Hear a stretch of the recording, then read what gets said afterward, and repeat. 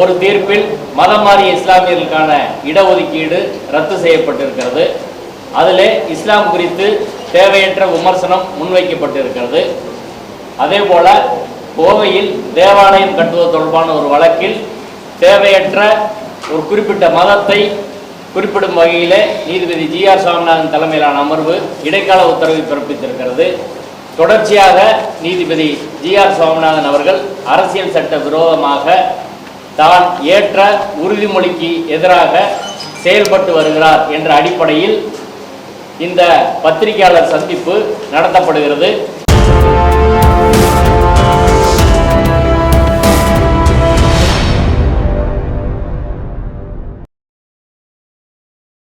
சுவாமிநாதன் தலைமையிலான அமர்வு தான் 2 தீர்ப்பையும் வழங்கி இருக்கிறது.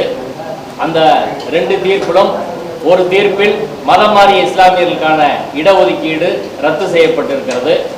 அதில் இஸ்லாம் குறித்து தேவையற்ற விமர்சனம் முன்வைக்கப்பட்டிருக்கிறது.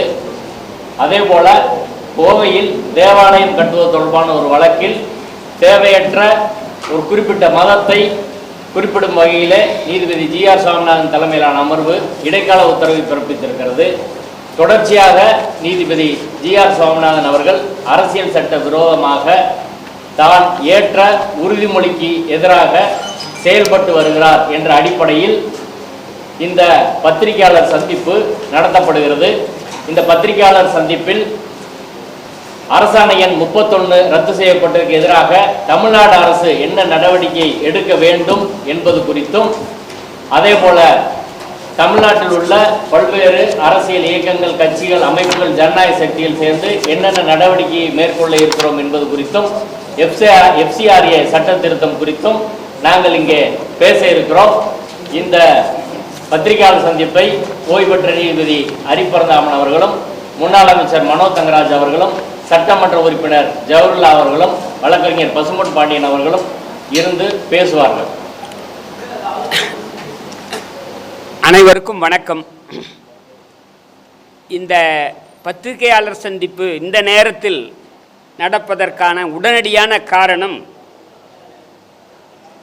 நீதி அரசர் ஜி.ஆர். சுவாமிநாதன் அவர்கள் தலைமையிலான 2 நீதிபதிகள் அமர்வு, ஜி.ஆர். சுவாமிநாதன் மற்றும் பாலாஜி என்ற 2 நீதிபதிகள், உயர்நீதிமன்ற நீதிபதிகள் 25 ஜூன் 2026 அளித்த இஸ்லாமியர்களுக்கு எதிரான தீர்ப்பை பற்றி, அந்த தீர்ப்பு சட்டத்துக்கும் விரோதமானது, ஏற்கனவே இருக்கக்கூடிய பல முந்தைய தீர்ப்புகளுக்கும் விரோதமானது என்பதை என்று சுட்டிக்காட்டுவது தான் இதனுடைய முக்கியமான நோக்கம். இதில் இஸ்லாமியர்களுக்கு, தமிழ்நாட்டில் இருக்கக்கூடிய இஸ்லாமியர்களுக்கு பின்தங்கிய வகுப்பினர் என்பது பல ஆண்டு காலமாக இருந்து வரக்கூடிய உரிமை, அதை காலாகாலமாக இருந்து வரக்கூடிய உரிமை. நாம் அது பல மாநிலங்களில் அது இல்லாமல் இருக்கலாம். தமிழ்நாட்டை பொறுத்தவரை, இஸ்லாமியர்களை பொறுத்தவரை அவர்கள் பின்தங்கிய வகுப்பினர், அதில் எந்த சர்ச்சையும் இல்லை. இப்போது அதில் இந்த ஜி.ஆர். சுவாமிநாதன் கூட அதில் ஒன்றும் கையை வைக்க முடியாது. ஆனால் என்னென்னா, அதில் வந்தக்கூடிய முக்கியமான செய்தி என்னென்னா, 1993ஆம் ஆண்டு ஜெயலலிதா அம்மையார் இதற்கு முன்னால் கம்யூனல் ஜிஓ என்று இருந்ததை, அதாவது கம்யூனல் ஜிஓவே போதும், அரசாணையே போதும், அதாவது ரிசர்வேஷன் சம்பந்தமான பிரிவுகள், ரிசர்வேஷன் சம்பந்தமாக உரிமைகளை தருவதற்கு அரசாணையே போதும், கம்யூனல் ஜிஓ இருந்தது. அது அந்த இடத்துல அவங்க 1993 இங்கே ஒரு சட்டம் கொண்டு வராங்க, பேக்வர்ட் கிளாஸ், SC ST, இதை பற்றிய சட்டங்களை அவர்கள் கொண்டு வராங்க.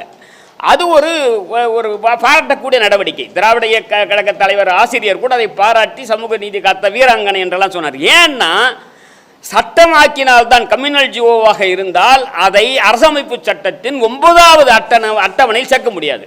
எனவே ஒரு சட்டம் போட்டு சேர்க்குறாங்க. அந்த சட்டத்திலும் இஸ்லாமியர்களுக்கு இடஒதுக்கீடு இருக்குது, தமிழ்நாட்டில் இருக்கக்கூடிய இஸ்லாமியருக்கு இடஒதுக்கீடு இருக்குது. இதில் என்ன பிரச்சனை இப்போ வருதுன்னா, புதியதாக மதம் மாறும் இஸ்லாமியர், அது கூட யாரு, மேல் சாதியில் இருந்து மாறினால் அவர்களுக்கு கிடையாது. அதில் யாருக்குமே இதில் எந்த சர்ச்சையும் கிடையாது. இங்கே உட்கார்ந்து இருக்கக்கூடிய யாருக்குமே அந்த சர்ச்சையும் கிடையாது. மேல் சாதியில் இருக்கக்கூடியவர்கள் இங்கே தமிழ்நாட்டில் இருக்கக்கூடிய இந்த இஸ்லாமிய செக்டர் பிரிவுகளுக்கு எதுக்கும் மாறினாலும் அவர்களுக்கு நிச்சயமாக கிடைக்காது. இப்போ ஒரு யாரோ பிராமணரோ அல்லது வேளாளர்களோ அல்லது ரெட்டியார்களோ அல்லது நாட்டுக்கோட்டை செட்டியார்களோ நாளைக்கு இஸ்லாமியத்துக்கு மாறியோ அல்லது கிறிஸ்தவத்துக்கு மாறியோ அவர்கள் இடஒதுக்கீட்டை கோர முடியாது. அதில் எங்களுக்கு ஆட்சேபனை இல்லை. இப்போ அவர் என்ன சொல்கிறாருன்னா, இந்த தீர்ப்பில் இதுக்கு பல இந்த தீர்ப்பில் பல சர்ச்சைகள் இதுக்கு முன்னாடி இருந்துக்கிட்டே இருக்குது. என்னென்னா, புதியதாக மதம் மாறுபவர்கள் இந்து மதத்திலிருந்து இஸ்லாமுக்கு மாறக்கூடியவர்கள் பின்தங்கிய பிசி எம்பிசி எஸ்சியாக இருந்தாலும் அவர்களை புதுசாக மாறுறவங்க ஏற்கனவே இருக்கவங்கள அவங்கள பிசியாக ட்ரீட் பண்ணணுமா கருதப்படணுமா வேண்டாமான்றதில் தமிழ்நாட்டில் உயர்நீதிமன்றத்தில் மாறுபட்ட தீர்ப்புகள் இருக்குது. ஒரு 4-5 நீதிபதிகள் அவங்களுக்கு பேக்வர்ட் கிளாஸ் அந்தஸ்து கொடுக்கலாம் என்னை உட்பட தீர்ப்பு சொல்லியிருந்தோம். 2 டிவிஷன் பெஞ்சு ஏற்கனவே சொல்லியிருந்தது. இப்போ இந்த தகவலுக்கு முன்னாடியே சொல்கிறேன், எல்லாம் சொல்லி இருந்தது.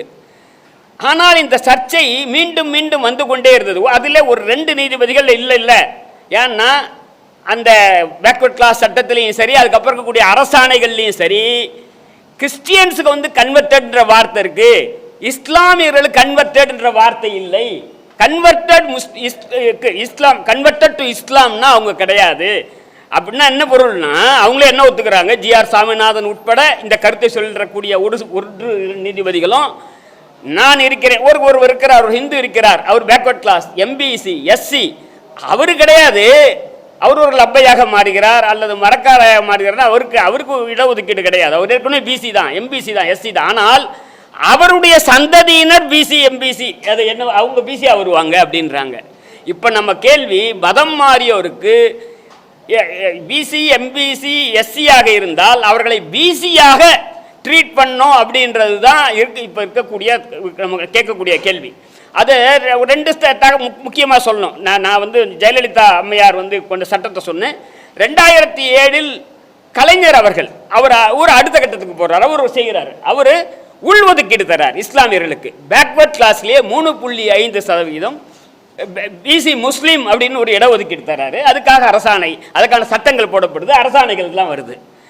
அடுத்து இந்த பிரச்சனை வருது இல்லைங்களா, என்ன புதியதாக மதம் மாறும் கிறிஸ்டியன்ஸுக்கு இந்த பிரச்சனை வரல. கிறிஸ்டியன்ஸுக்கு மதம் மாறினா ஒரு எந்த இங்கே பேக்வேர்டோ எம்பிசியோ எஸ்சியோ மதம் மாறினால் அவர்கள் வந்து பேக்வர்ட் கிளாஸாக ட்ரீட் பண்ணுவாங்க. அதுலேயும் ஒரு பிரிவினர் இருக்காங்க,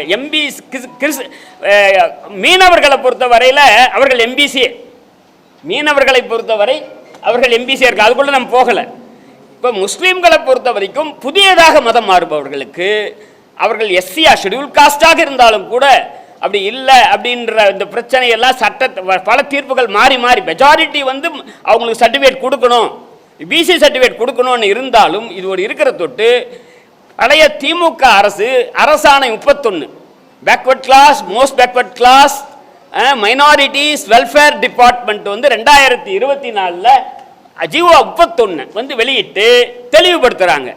மதம் மாறிய இதை யாரு பார்வர்ட் கம்யூனிட்டி தவிர்த்து மதம் மாறுபவர்களுக்கு பேக்வர்ட் கிளாஸ் அந்தஸ்து கொடுக்கப்படும் என்று கொடுக்குறாங்க. அது 2024. அப்போ ஜிஆர் சுவாமிநாதன் அவர்கள் இதுக்கு முன்னாடி அதுக்கு மாறுபட்ட தீர்ப்புகள்லாம் இருந்து பாருங்க. அந்த தீர்ப்புகளில் கூட அவங்க என்ன சொல்றாங்கன்னா ஜிஓ போடலன்னா சொல்லியிருந்தாங்க அந்த நீதிபதிகள். இதே நீதிபதி ஜிஆர் சாமிநாதன் 2022 அக்பர் அலி என்கின்ற டிஎன்சி டீநோட்டிஃபைட் கம்யூனிட்டியை சேர்ந்தவர் இஸ்லாமுக்கு மதம் மாறும்போது அப்போ 2022 அவர் ஒரு தீர்ப்பு சொல்றாரு. அப்போ 2024 அரசாணை இல்லை, அதனால நீ மதம் மாறினால் கிடையாது, தமிழ்நாட்டில் அரசாணை இல்லை, அதனால மதம் மாறினால் கிடையாது, உன்னுடைய பிற்கால சந்ததிக்கு ஒன்றா இருக்குன்னு 2022 சொல்றாரு. உடனே 2024 இப்போ அரசாணை வந்துடுது இல்லை. இப்போ இன்னொரு சமீர் அகமதுன்ற வழக்கு இப்போ வருது, அதுதான் 25/6/2026 அந்த அரசாணையை ரத்து பண்றாரு. இந்த 25/6/2026 ஒரு 6 மாதங்களுக்கு முன்னால் கிட்டத்தட்ட நீதிபதி MS ரமேஷ் தலைமையிலான 2 நீதிபதிகள் அமர்வு இந்த அரசாணை 31 சரியானதுதான் என்று சர்டிஃபிகேட் கொடுக்க சொல்றாங்க. அப்போ இவர் அந்த MS ரமேஷோட தீர்ப்பை உதாசீனப்படுத்துகிறார். இப்படி அவர் உதாசீனப்படுத்துவது அந்த ஜுடிஷியல் இன்டிசிப்ளின், இது அதற்கு முதல் முறை அல்ல. என்னுடைய சகோதரர் சாமிநாதன் அவர்களுக்கு இது முதல் முறை அல்ல. எச்சில் இலையில் உருளலாமா உருளக்கூடாதா என்பது சம்பந்தமான வழக்கில் இரு நீதிபதிகள் அமர்வு உருளுவது மனித மாண்புக்கு ஏற்றது அல்ல என்று சொல்லி இருந்தார்கள். மணிக்குமார் தலைமையிலான இரு நீதிபதிகள் அமர்வு. ஆனால் இவர் சிங்கிள் ஜட்ஜா இருந்தே மணிக்குமார் சொன்னா என்ன, இரு நீதிபதி சொன்னா என்னன்ட்டு அப்புறம் உருளான்னாரு. அதுக்கப்புறம் அடுத்து வந்த இரு நீதிபதிகள் அமர்வு அதை ரத்து பண்ணாங்க. ஆனால் இவர் அதே மாதிரி மாற்றி மாற்றி சொல்வது, குறிப்பாக சிறுபான்மையினர் என்றாலே அதை எதிர்த்த கருத்துகள், அதாவது என்ன விஷம் மாதிரியாக கற்குவதாக நாங்கள் அதனால்தான் எதை தவிர அவரோட இல்லை, மீதி வழக்குகள் எல்லாம் பற்றிய விட இல்லை, அதை அவசர கதியில் எல்லாத்தையும் விட ஃபாஸ்ட் ட்ராக் பண்ணி அந்த வழக்கு விசாரிக்கப்படும். பார்த்தா நான் சொன்னேன் அந்த அக்பர் அலி வழக்கு 2022 போட்டு 2022 தீர்ப்பாகுது. இப்போது என்ன உங்களுக்கு 3-4 விஷயத்தை சொல்லிடுறோம். இந்த லாவண்யா வழக்கு தெரியும். ஒரு மைக்கேல்பட்டியில் இருக்கக்கூடிய ஒரு கிறிஸ்தவ எய்டட் ஸ்கூல், அரசு உதவி பெறும் பள்ளியில் லாவண்யான்ற ஒரு பெண்ணு இறந்து போகிறது. அதை கொலை என்று எல்லாம் சொல்லி சிபிஐ விசாரணைக்கு உத்தரவிட்டு அந்த ஊர் மைக்கேல்பட்டி என்ற ஊர் பேர் எப்படி வரும்லாம் பேசுகிறார். மைக்கேல்பட்டின்ற பேர் எப்படி வரும் தமிழ்நாட்டில் அப்படின்னு ஆராய்ச்சி பண்ணுறாரு. என்ன ஒன்றாலும் வைக்கலாம்பா. ஒருத்தர் என்னுடைய நண்பர், அவங்க மாதாபுரம்னு வச்சுருக்காரு, அந்த ஊரில் ஒரு ஸ்கூல் கட்டியிருக்காரு. அதனால் மைக்கேல் அப்படின்னு சொன்னார். அப்புறம் சிபிஐ சொல்லிட்டாங்க, இதில் பள்ளிக்கு இந்த இறப்பில் எந்த சம்பந்தமும் இல்லை என்று சிபிஐயே சொல்லிவிட்டது. ஆனால் இவர்களை போட்டு உருட்டினார் பாருங்க. அதே தான். அதே மாதிரி கன்னியாகுமரியில் ஒரு கிறிஸ்தவ பாதிரியார் பேரில் எஃப்ஐஆர் கோஷ் பண்ண மாதிரி அவர் அதெல்லாம் தப்பே சொல்ல, எஃப்ஐஆர் கோஷ் பண்ண வேண்டாம், அவர் பேர் கிரிமினல் வழக்கு நடத்திட்டோம். ஆனால் அதில் 2 கருத்தை சொல்கிறாரு. ஒன்று, நம்ம கிரிப்டோ கரன்சி சொல்லுவோம்ல, அவர்களை கிரிப்டோ கிறிஸ்டியன் என்ற வார்த்தைகளை உபயோகப்படுத்துகிறார். அது எப்படி கிரிப்டோ கிறிஸ்டியன்? அப்புறம் அவர் சொல்கிறாரு, கும்பலாக மதம் மாறக்கூடாது, வேணா ஏஆர் ரஹ்மான் மாதிரி பேரே சொல்கிறாரு, ஒத்தாலாக மாறிங்க. ஏங்க, அண்ணல் அம்பேத்கர் லட்சக்கணக்கான மக்களுடன் மதம் மாறினார். ஏனென்றால் அது அரசமைப்பு சட்டம் தரக்கூடிய உரிமை, எதுக்கு ஒன்றாலும் மாறலாம். அவங்க புத்தத்துக்கு மாறினார். எனவே இப்படி அவர் சொல்கிற அது என்னதான் அவருடைய இருக்கு. அதை அடுத்து திடீர்னு ஒரு நாள் பக்ரீத்துக்கு முந்தின நாள் ஆடு மாடு கோழி எதுவும் விட்ட வெட்டக்கூடாது. எங்கே வெட்டணும்? ஸ்லாட்டர் ஹவுஸில் போய் தான் வெட்டணும். நான் கேட்குறேங்க, நம்ம ஊரில் முனீஸ்வரன் கோயிலுக்கு மொட்டை போடுறோம், எப்படி ஆடு வெட்டுறாங்கங்க? இப்போ இந்த ஆடி மாதம் பெரியபாளையத்தில் ஞாயிற்றுக்கிழமை ஆயிரக்கணக்கான ஆடுகள் வெட்டி ரத்த வெள்ளம் ஓடும். நீங்கள் தயவுசெய்து இங்கே இருக்கக்கூடிய ஒரு 50 கிலோமீட்டர் தூரத்தில் இருக்கக்கூடிய பெரியபாளையம், திருவள்ளூர் மாவட்டத்தில் இருக்கக்கூடிய பெரியபாளையத்தில் மக்களின் நம்பிக்கை. இதை எதிர்த்து ஜெயலலிதா அவர்கள் நடவடிக்கை எடுத்து சட்டம் போட்டு கோட்ட சட்டத்தை வித்ரா பண்ணிக்கிட்டாங்க. ஏன்னா இந்த மக்கள் நம்பிக்கையில் கை வைப்பது ஆபத்தானது. இன்னும் ஒரு கை மேலேயே போய் சொல்கிறேன், யாராச்சும் அஸ்ஸாமுக்கு போனீங்கன்னா அங்கே இருக்கக்கூடிய காமாக்கியா கோயிலில் எருமை மாட்டின் தலையை வெட்டி தாம்பாளத்தில் கொண்டு போடுறதை நான் கண்ணால் பார்த்துருக்கேன். அது அவங்க ஊரோட ஐதீகம், அவங்க ஊரோட நம்பிக்கை. தலையில் தலையை வெட்டி அது தாம்பாளத்தில் கொண்டு போய் அம்மன் முன்னாடி வைக்கிறான். எனவே அதே மாதிரி கோயம்புத்தூரில் இப்போது உங்கள் சர்ச்சு கட்டுறது சம்மந்தமான விஷயம் வருது. நீ அதை பற்றி அதை கட்ட வேண்டாம். ஏன்னா கோயிலுக்கு அருகாமல் எதனா ஒரு காரணம் சொல்லு. ஆனால் இந்த வார்த்தை சொல்கிறார், என்னது? Following the change of government headed by honourable chief minister Shri C Joseph Vijay. இது யாரு? சாமிநாதன் அவர்கள். Certain fundamentalist organisation become emboldened. இதெல்லாம் என்னையா நீ நீதிமன்றத்தில் தீர்ப்பு எழுதுறியா? நம்ம சொல்கிறோமா? மோடி வந்த உடனே சங் பரிவார் அமைப்புகள்லாம் ரொம்ப கொட்டம் போடுறாங்கன்ட்டு நான் ஜட்ஜான்னு சொல்லலாமா? ஜட்ஜா இருந்து உட்காந்துட்டு சொல்லக்கூடாது. எங்கே சொல்லலாம்? இப்போ நான் சொல்லலாம், ரிட்டையர் ஆகிட்டேன். நீ தீர்ப்பில் எழுதும் போது ஜோசப் விஜய் வந்த உடனே ஃபண்டமெண்டலிஸ்ட். அதோடு இல்லை, honourable speaker JCD Prabhakar who proclaims that he had distributed thousands of free copies of Bible. இதுக்கு உனக்கு என்ன கேட்குறாங்க? கோயம்புத்தூரில் அந்த இடத்துல சர்ச்சு கட்டலாமா கூடாது? அதை நீ சொல்லு, என்ன வேணா சொல்லு. எனவே தேவையில்லாமல் அதே மாதிரி இப்போ 2026 இப்போ சர்ச்சைக்குள்ள இந்த தீர்ப்பு இருக்கு பாருங்க, MS ரமேஷோட 2 நீதிபதிகள் அமர்வுக்கு முரணான அந்த தீர்ப்பிலே இஸ்லாம் பீயிங் ஏ ப்ரோஸ்லிட்டைசிங் ரிலிஜியன் சொல்றாரு. அப்படின்னா என்ன? மதம் மாற்றக்கூடிய மதம், அது ஒரு ரிலிஜியன். இதுவா உனக்கு என்ன சொல்லு? இப்படி மதம் மாறுறான், அவனுக்கு பேக்வர்ட் கிளாஸ் அந்தஸ்து உண்டா இல்லையான்னு சொல்லு. நீ தப்பா கூட சொல்லு, 31 ரத்து கூட பண்ணி நாங்கள் என்னன்னு நான் பார்த்துக்கலாம். ஆனால் இந்த வார்த்தையெல்லாம் சொல்றது எப்படி தவறு அப்படின்பதை சுட்டி காண்பது தான் இந்த நோக்கம். இதை வெறுமனே விட்டுட்டு கடந்து போய்விட முடியாது என்பதுதான் இங்கே நம்ம எல்லாரும் முன்னாடி இப்போ சொல்லக்கூடிய முக்கியமான செய்தியாக அரசு என்ன செய்யணும் பார்க்கணும். இப்போ அரசு என்ன பண்ணணும் அப்படின்னா, எங்கள் முன்னாடி என்ன பண்ணோம்னா, உடனே நிறைய பேர் உடனே நமக்குலாம் என்ன சொல்கிறாங்கன்னா, சுப்ரீம் கோர்ட் போகலாம். நாங்கள் தெளிவாக சொல்கிறோம், உச்ச நீதிமன்றம் போக வேண்டாம், போக வேண்டிய அவசியம் இல்லை. இப்போ ஏற்கனவே ஜெயலலிதா அம்மையாரும் கருணாநிதி அவர்களும் இல்லை ஸ்டாலின் அவர்களும் செய்த அந்த வழிமுறைப்படி உங்கள் அதிகாரத்தை பயன்படுத்தி அவர் என்ன சொல்றாரு, அரசாணையின் மூலமாக நீ இந்த இந்த உத்தரவை போட முடியாது, மதம் மாறியவர்களுக்கு பிசி அந்தஸ்து கொடுக்க முடியாது, தமிழ்நாடு சட்டமன்றம் சட்டம் போடணுன்றார். சட்டம் போட்டு போகலாம், நான் அவர் சொல்றது தப்பு ஒத்துக்கிறேன். அதுக்கு என்ன பண்ணோம், அதுக்கு நம்ம ரிவ்யூ போடலாம், மறுபரிசீலனை மனு போடலாம். மறுபரிசீலனை மனு போட்டுட்டு தலைமை நீதிபதி கிட்ட சொல்லி லார்ஜர் பெஞ்சை விசாரிக்க சொல்லலாம். யாரு? 3 நீதிபதிகளோ 5 நீதிபதிகளோ கொண்ட அமர்வு விசாரிக்க சொல்லலாம். இது நம்ம ஒன்றது இல்லைங்க. சபரிமலை தீர்ப்பில் சங் பரிவார் பண்ணிருக்காங்க. சபரிமலை தீர்ப்பில் 5 நீதிபதிகளில் 4 நீதிபதிகள் பெண்கள் சபரிமலையில் கோயிலுக்கு போகலான்னு சொன்னாங்க. அதில் மறுபரிசீலனை மனு போட்டாங்க. மறுபரிசீலனை மனு போட்டு அந்த 4ல் 1ன்றதை ரிவர்ஸில் 2 3 ஆக்கிட்டாங்க. அது எப்படி ஆச்சுன்றதெல்லாம் நாளைக்கு இது ஒரு சரித்திரம், நாளைக்கு நீங்கள் ஆய்வு பண்ணீங்க. 4 1 இருக்கிறது 2 3 ஆகி மறுபரிசீலனை பண்ணி 9 நீதிபதிகளுக்கு அமைச்சாங்க. இப்போ 9 நீதிபதிகள் அமர்வு விசாரிச்சுட்டு தீர்ப்பு சொல்லாமல் இருக்கு, விசாரிச்சுட்டாங்க. அதே மாதிரி இதை பண்ணலாம். அது இல்லைன்னா இன்னும் சில வழக்குகள் இப்போ நிலுவையில் இருக்கலாம். இந்த சர்டிஃபிகேட் கேட்டு மதம் மாறி இருப்பார் அவர், எல்லாமே வேலைக்காக கேட்குற சர்டிஃபிகேட்டு இந்த பிசிஆருக்கு சொல்லி அந்த சர்டிஃபிகேட் சம்மந்தமான வழக்கு வரும்போது சொல்லலாம், ஐயா சீஃப் ஜஸ்டிஸ் கிட்ட MS ரமேஷ் 2 நீதிபதி அமர்வு ஒன்று சொல்லியிருக்கு, GR சாமிநாதன் அமர்வு ஒன்று சொல்லியிருக்கு, எனவே 3 நீதிபதிகளுக்கு அமர்வு போடுங்கன்னு சொல்லலாம். எனவே உச்ச நீதிமன்றம் சரி எதுக்காகன்னா, நம்ம உச்ச நீதிமன்றத்தை என்ன அதனுடைய அது வேற எந்த குற்றமே சொல்ல, காலதாமதம் என்பதற்கு பாருங்க. என்ன எம்ஜிஆர் ப்ராப்பர்ட்டிக்கு ட்ரஸ்டாக போட்டாங்க 2016, 10 வருஷம் ஆச்சுங்க, இன்னும் உச்ச நீதிமன்றத்தில் முடியாமல் இருக்கு. நிறைய பேர் என்ன கேட்குறாங்க, நான் தான் அதுக்கு அட்மினிஸ்ட்ரேட்டர்னு. எப்போ முடியும்னே தெரியாது. இது இன்னும் அமெரிக்கா உச்ச நீதிமன்றமா? ட்ரம்ப் போட்ட 2 உத்தரவை, ஒரு உத்தரவு டாரிஃப் ரத்து பண்ணாங்க, இன்னொன்று பர்த்னால சிட்டிசன்ஷிப் இல்லை அப்படின்னு சொன்னார், அதை ரத்து பண்ணாங்க. இல்லை இங்கிலாந்தில் இருக்கக்கூடிய உச்ச நீதிமன்றமா? போரிஸ் ஜான்சன் பாராளுமன்றத்தை புரோராக் பண்ணும்போது 8 வாரத்தில் அதை ரத்து செய்தார்கள்.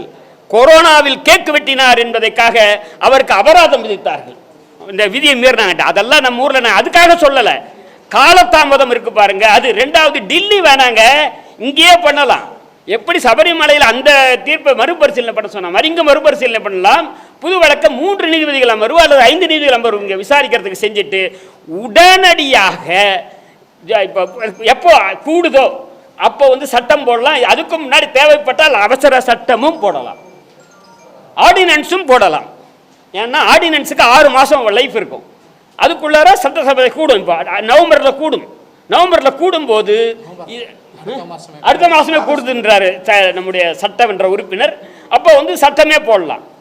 அதாவது என்னன்னா ஜிஓ 31 ஸ்டாலின் போட்டதை சட்டமாக்குறது, அவ்வளவுதான். ஏற்கனவே இஸ்லாமியர்களுக்கு இடஒதுக்கீடு இல்லை என்றதை இந்த எந்த சங் பரிவாரில் எந்த கும்பனாலையும் மறுக்க முடியாது. அது காலாகாலமாக இருக்கு.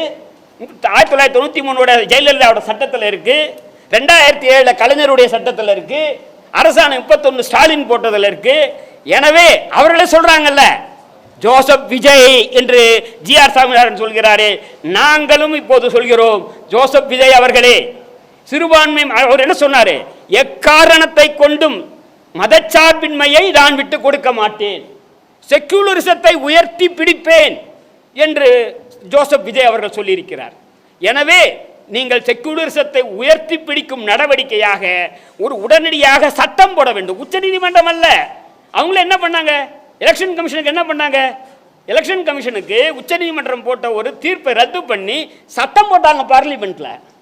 நமக்கு வேண்டியது சட்டம் நாங்கள் போடணும், கோர்ட்டுக்கெல்லாம் போகக்கூடாது. உனக்கு அதிகாரம் இருக்கு, நீ விட்டுட்டியா அங்கே போய் நிற்கிற? நீங்கள் போடுங்க சட்டத்தை, அவங்க போட்ட மாதிரி, மோடி ஐயா போட்ட மாதிரி நீங்கள் சட்டம் போடுங்க.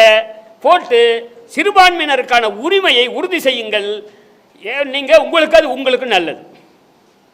செக்குலரிசத்தை காப்பது உங்களுக்கு நல்லது, சிறுபான்மையினர் உரிமையை காப்பது இந்த அரசுக்கு நல்லது, நீங்கள் என்று சொல்வது தாவேக அரசுக்கு நல்லது. எனவே இதை செய்ய வேண்டும் என்பதுதான் இந்த பத்திரிகையாளர் சந்திப்பில் எங்களது முதன்மையான கோரிக்கை.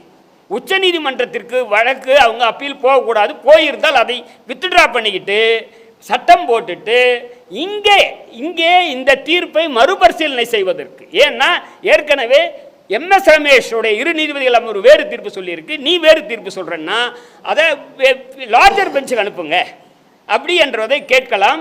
இதுபோல் இன்னும் வேறு வழக்குகள் இப்போ நிலுவையில் இருந்தால் அந்த வழக்குகளையும் 3 நீதிபதிகள் அமர்வுக்கு இல்லை 5 நீதிபதிகள் அமர்வுக்குன்னு கேட்கலாம். அதெல்லாம் நம்ம தோல்வி கண்டோம்னா அப்போ போகிறத பற்றி யோசிக்கலாம். தோல்வியே சாத்தியமே இல்லை, ஏன்னா அதுக்குள்ள சட்டம் வந்தாச்சு. ஐயா சாமிநாதன் அவர்கள் சொல்கிறதே ஜிஓவில் போட முடியாது, தப்பு. ஜிஓவில் போடலாம், மண்டல் கமிஷனுடைய பரிந்துரை கூட ஜிஓவில் தான் இருக்குது. அதுமாரி ஓஎம் வாங்க, நம்மலாம் ஜிஓ சொல்லுவோம், அவங்க ஆஃபீஸ் மெமோரண்டம் வாங்க, நம்ம கவர்மெண்ட் ஆர்டர் என்கிறோம். எல்லா மாநிலங்கள்லையும் இந்த கம்யூனல் ரிசர்வேஷன் இருக்கு இல்லைங்களா, சாதி அடிப்படையிலான இடஒதுக்கீடு அரசாணை மூலமாகத்தான் இருக்கிறது. நம்ம தமிழ்நாட்டில் தான் இல்லை, 1 மாநிலங்கள் இருக்கலாம் 1993 நான் ஏற்கனவே சொன்ன மாதிரி சட்டம் போட்டது. எனவே இப்போது எங்களுடைய பிரதான கோரிக்கை, ஒரே கோரிக்கை, இப்போ இங்கே இருக்கக்கூடிய திரு ஜோசப் விஜய் அவர்கள் முதல்வர், தாவேகாவினுடைய தலைவர்களுடைய கோரிக்கை என்னன்னா, நீங்கள் செக்குலரிசத்தை காப்பதற்காக, மதச்சார்பினை காப்பதற்காக, சிறுபான்மையினர் நலனை காப்பதற்காக உடனடியாக நீங்கள் மதம் மாறும் இஸ்லாம் மதத்துக்கு மாறக்கூடிய பிசி, எம்பிசி, எஸ்சி ஆகியோரை பிசியாக ட்ரீட் பண்ணுறோம். பிசியாக தான், எஸ்சியான்னு மாறினாலும் பிசி தான், எம்பிசியான்னு மாறினாலும் பிசியாக ட்ரீட் பண்ணுன்றது தான். இதில் இந்த ஒரு இடத்துல நான் 2 விஷயத்தை சொல்லிடுறேன். ஃபார்வர்ட் கம்யூனிட்டி கிடையாது, திருமணத்தால் கிடையாது. ஃபார்வர்ட் கம்யூனிட்டி இருக்காரு, அவர் இஸ்லாமியரை பொண்ணை கல்யாணம் பண்ணிக்கிட்டாருன்னா அவர் பேக்வர்ட் ஆகிட மாட்டார். இல்லை ஒரு ஃபார்வர்ட் கம்யூனிட்டி கூட ஒரு பொண்ணு ஒரு இஸ்லாமியரை கல்யாணம் பண்ணிட்டா பேக்வர்ட் இஸ்லாமியர் அவங்க ஆக மாட்டாங்க. திருமணத்தால் கிடையாது, அல்லது ஃபார்வர்ட் கம்யூனிட்டி கிடையாது. நாம் கேட்பது ஏற்கனவே இங்கே பிசி, எம்பிசி, எஸ்சியாக இருப்பவர்கள், அவர்கள் விரும்பி, இப்போ அதை யார், ஒரு இதாயமைப்பாளர் ரஹ்மான், அவர் என்ன கம்யூனிட்டின்னு தெரியாது, அவர் பிசி, எம்பிசி, எஸ்சியாக இருந்தால் முஸ்லீமாக மாறினா அவர் பிசி, அவ்வளோதான் நான் கேட்குறது. அதுக்கு ஜிஆர் சாமிநாதன் அவர்கள் அரசாணை போதாது, சட்டம் வேண்டும் என்கிறார். உடனே அதை எதிர்கொள்வதற்கு சட்டம் போட்டுடலாம், போட்டுட்டு அந்த அவருடைய தீர்ப்பை ரத்து பண்ணுவதற்கு மறுபரிசீலனை மனு போட்டு ரத்தும் பண்ணலாம்.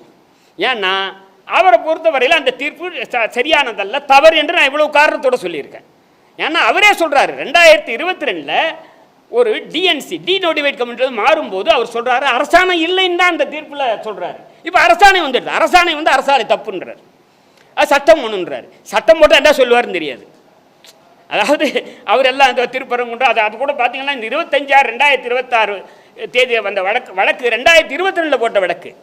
அந்த 2022 போட்ட வழக்கு 2026 முதல்ல அவரே சொல்கிறாரு, சடன்லி இட் அப்பியர்ட் நவ் அப்படின்னு அவரே சொல்கிறாரு. It saw the light of the day only on 9/6 25/6 தீர்ப்பு 9/6. அப்போ அரசாங்கம் பார்ட்டியே கிடையாது.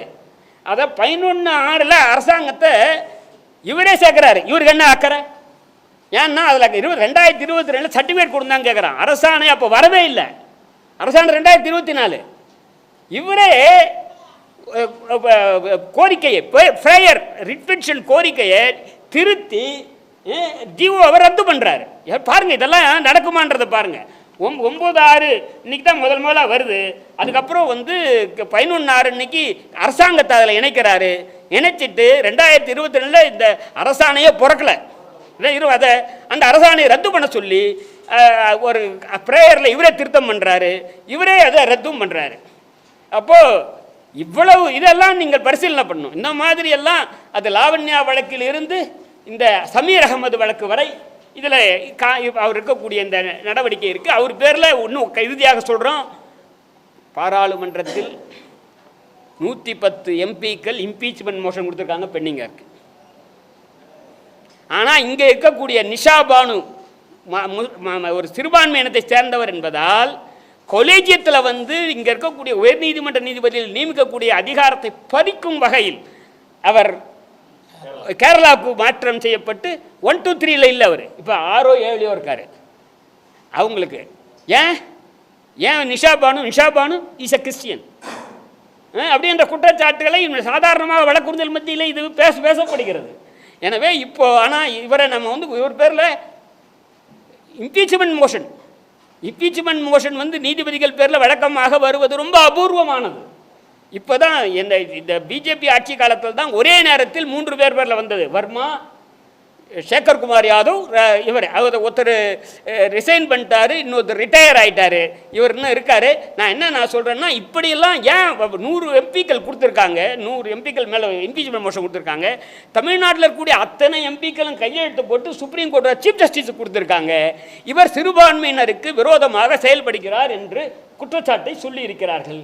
இதை வழக்கை விசாரிக்கக்கூடாது என்ற கோரிக்கையை அவர்கள் வைத்திருக்கிறார்கள். அதே கோரிக்கையை நாங்களும் இங்கே வலியுறுத்துகிறோம். தலைமை நீதிபதி இதை செவிமடுத்து கேட்பார் என்று நினைக்கிறோம். நன்றி, வணக்கம்.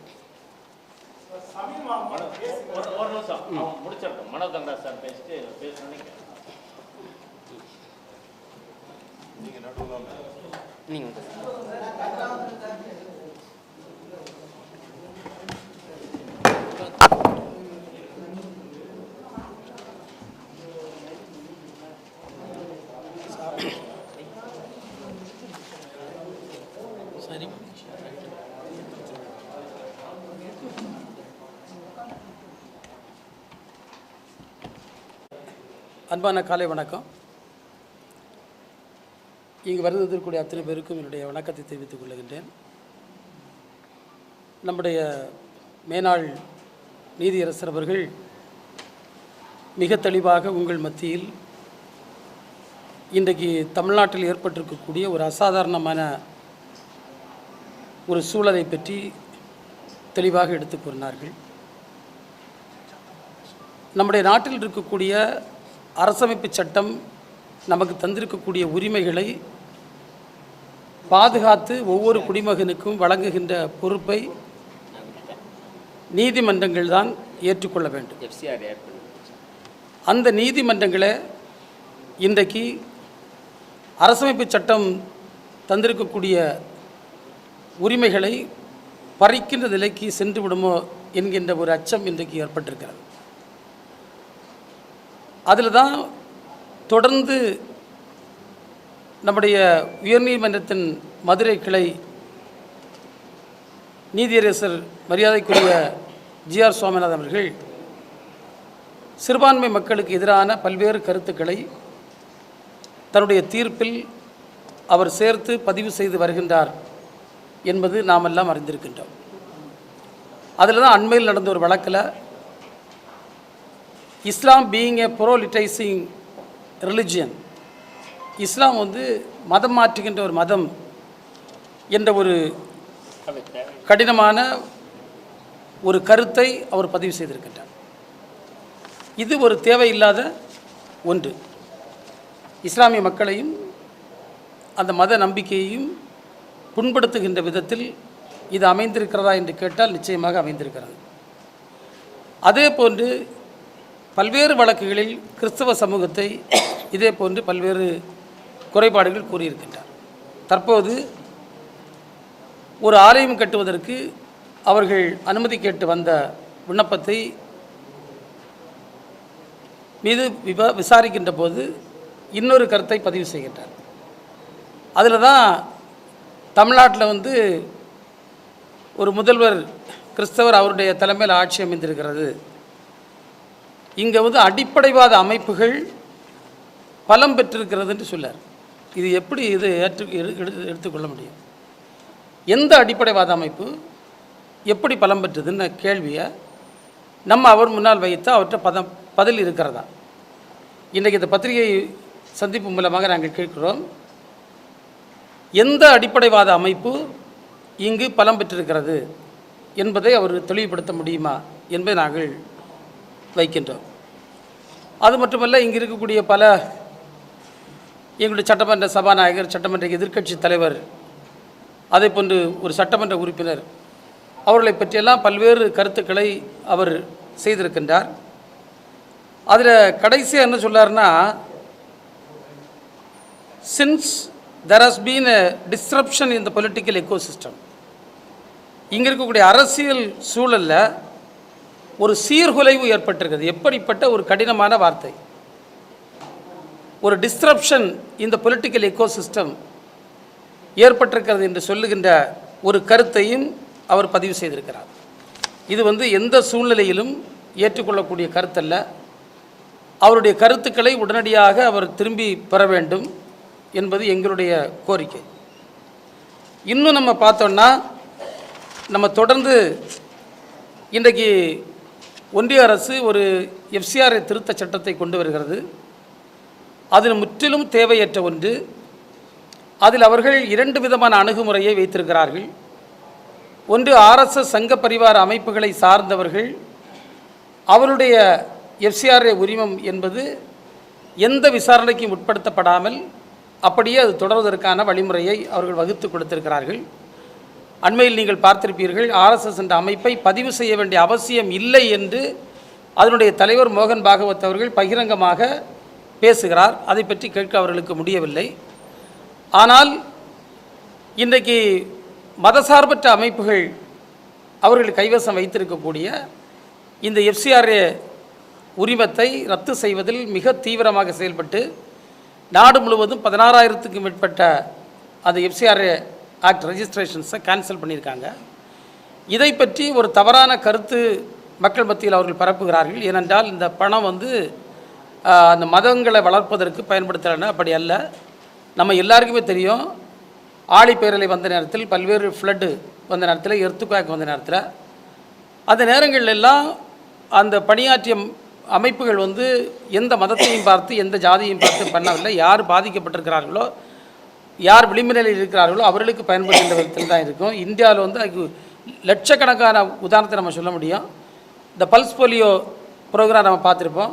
அது உலகளவில் இருக்கிற ரோட்டரி இன்டர்நேஷ்னல் அமைப்பு மூலமாக செயல்படுத்தப்பட்டது.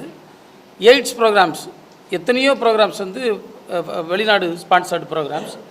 பில்கேட்ஸ் ஃபவுண்டேஷன் போன்ற அமைப்புகளெல்லாம் கோடானு கோடி பணத்தை அதில் போட்டிருக்கிறார்கள். ஏன்னா இப்படி எந்த அமைப்பை எடுத்தாலும் அவங்க விளிம்புநிலை மக்களை செய்கிறார்கள். அதுக்கு வேண்டி இவங்க சொல்லுகின்ற கருத்து என்பது ஏற்றுக்கொள்ளக்கூடியதல்ல. எனவே அரசு அந்த முன்முயற்சியை உடனடியாக ரத்து செய்ய வேண்டும். இப்போ இதுபோன்ற நீதிபதிகள் தொடர்ந்து நீதிமன்றங்களுக்கு சென்று வழிபாட்டு உரிமை கேட்கின்ற நேரத்தில் அதை இப்படி இவர்கள் நடத்துவது ஏற்றுக்கொள்ள முடியாது. எனவே மாநில அரசு உடனடியாக அதற்கு ஒரு புதிய சட்டத்தை கொண்டு வர வேண்டும். எங்களுடைய கோரிக்கை எல்லாம் என்னவென்றால், வழிபாட்டுத் தலங்கள் கட்டுமான அனுமதி வழங்குவதில் அந்த பாகுபாடற்ற நடைமுறையை உறுதி செய்ய வேண்டும். அதான் எங்களுடைய கோரிக்கை. சிறுபான்மையினரின் வழிபாட்டுத் தலங்களுக்கு அனுமதி கேட்கும்போது சட்டம் ஒழுங்கு பிரச்சனை ஏற்படலாம் என்ற காரணத்தை கூறி மாவட்ட ஆட்சியர்கள் தடையில்லா சான்று வழங்குவதில் என்ஓசி பல நேரங்களில் அது மறுக்கப்படுகிறது.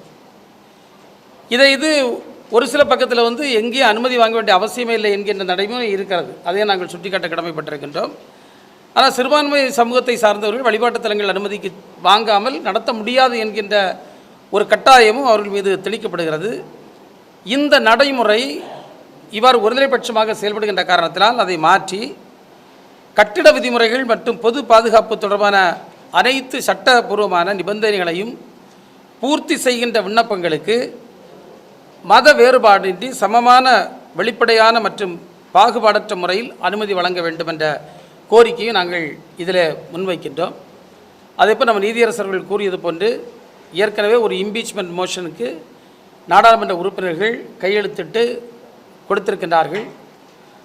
பாராளுமன்ற சபாநாயகரிடத்திலும் நாடாளுமன்ற சபாநாயகரிடத்திலும் மனு அளித்திருக்கின்றார்கள். இப்படிப்பட்ட சீஃப் ஜஸ்டிஸ் அவர்களிடத்திலும் மனு அளித்திருக்கின்றார்கள்.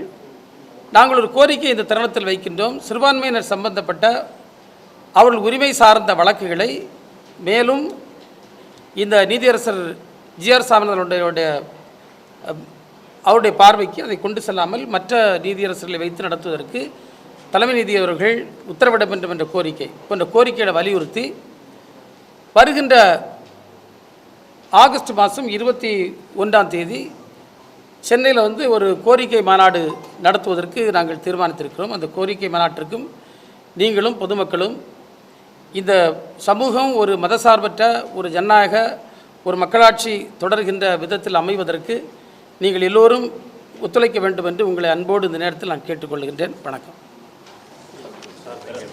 தழுவக்கூடிய பிற்படுத்தப்பட்டோர், மிகவும் பிற்படுத்தப்பட்டோர்,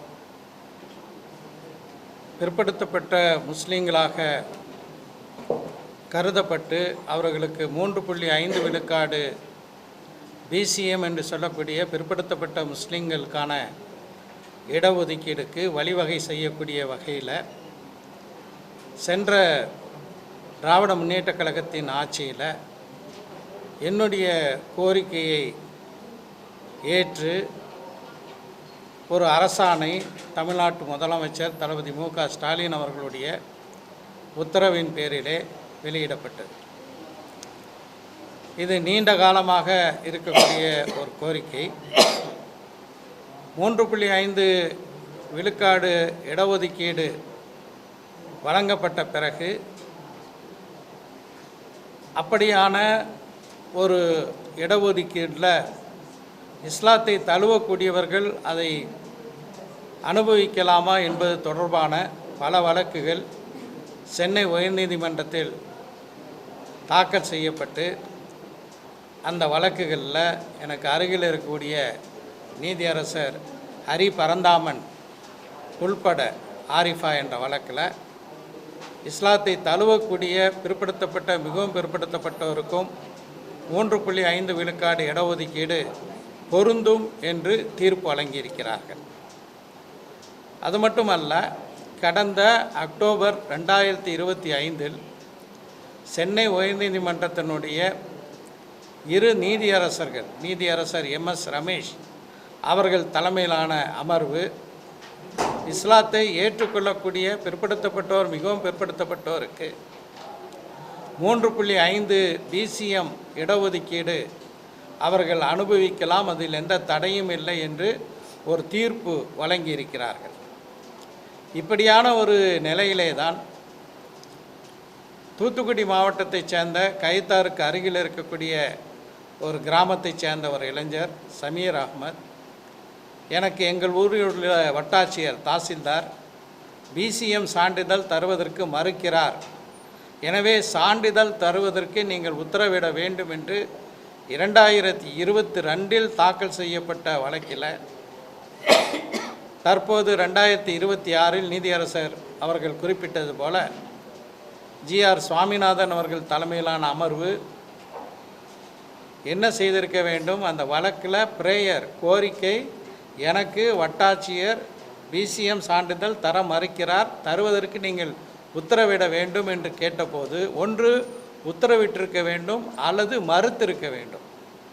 ஆனால் பியாண்ட் தி பிரீஃப் என்று சொல்வார்கள், வைக்கப்பட்ட கோரிக்கையை தாண்டி நீதியரசர் சுவாமிநாதன் இஸ்லாத்தை தழுவக்கூடியவர்களுக்கு 3.5 விழுக்காடு இடஒதுக்கீடு அளிக்க முடியாது என்று சொன்னதோடு மட்டுமல்லாமல் நீதியரசரும் மேனாள் அமைச்சர் மனோ தங்கராஜ் அவர்களும் குறிப்பிட்டது போல அவருடைய உள்ளத்தில் இருக்கக்கூடிய சிறுபான்மை சமூகங்களுக்கு எதிரான நச்சு கருத்துக்களை தீர்ப்பாக எழுதியிருக்கக்கூடிய ஒரு நிலையை தான் பார்க்க முடிகிறது. அதனால தான் அவர் ஒன்று இஸ்லாமை ப்ரோஸ்டலைசிங் ரிலிஜன் என்று குறிப்பிடுகிறார். அதே போல் இப்போது இருக்கக்கூடிய முதலமைச்சர் ஜோசப் விஜய் பேரை குறிப்பிட்டு அவர் ஆட்சிக்கு வந்த பிறகு சில அடிப்படைவாத அமைப்புகளுக்கு தைரியம் வந்துவிட்டது என்று குறிப்பிடுகிறார். சம்பந்தமே இல்லாத அவருக்கு இணையான ஒரு நிலையில் இருக்கக்கூடிய தமிழ்நாடு சட்டமன்ற பேரவையினுடைய சபாநாயகர் ஜேசிடி பிரபாகர் அவர்களை பைபிளை விநியோகிக்குவர் என்றெல்லாம் தேவையற்ற ஒரு கருத்தை கொடுத்திருக்கிறார். இந்த விவகாரத்தில் என்ன செய்ய வேண்டும், தற்போதைய தமிழ்நாடு அரசு விஜய் அவர்கள் தலைமையிலான இந்த அரசு என்ன செய்ய வேண்டும் என்று நாங்கள் எதிர்பார்க்கிறோம் என்றால், உச்சநீதிமன்றத்திற்கு அவர்கள் மேல்முறையீட்டுக்கு சென்றிருக்கிறார்கள்.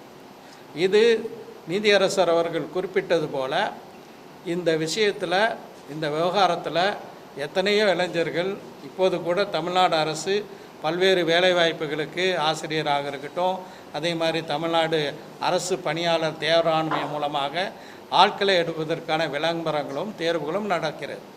அப்போ உச்சநீதிமன்றத்தில் போய் இந்த தீர்ப்பு வழங்குவதற்கு many water would have flown down the river Cooum or Vaigai. எனவே அது வரைக்கும் நம்ம காத்திருக்க முடியாது. உடனடியாக ஒரு அவசர உச்சநீதிமன்றத்தில் இருக்கக்கூடிய அந்த வழக்கை தமிழ்நாடு அரசு திரும்ப பெற வேண்டும்.